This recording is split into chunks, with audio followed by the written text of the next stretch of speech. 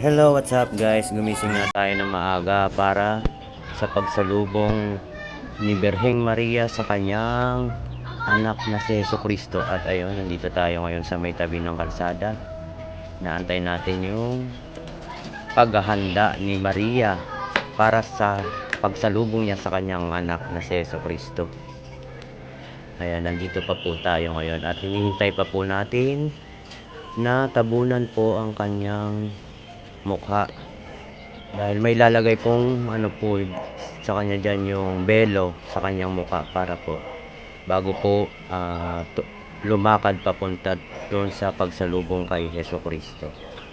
Ayan, nandito habang naghihintay po tayo, dito lang po tayo sa may gilid at alas 3 nga po ng madaling araw ang gising namin yan, kaya prepare na prepare. Ayan, tinatabunan na ng belo ang kanyang mukha at mga ilang sandali na lang po at mag-uumpisa na tayong mag-prosesyon papunta po sa kanyang anak para siya ay salubungin. Ayan po, salukuyan pong nilalagyan siya ng belo sa kanyang mukha.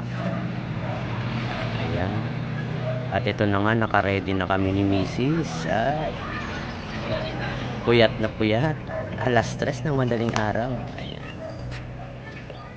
sa isang sandali na lang po at mag-uumpisa na ang prosesyon. Ito po, at mag-uumpisa na nga po ang prosesyon. Lalakad na po kami papunta sa may simbahan para masalubong si Kristo Jesus sa kanyang muling pagkabuhay.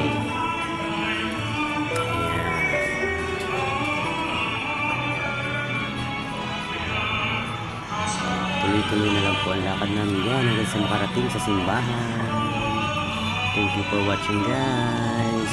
See you on my next video. Please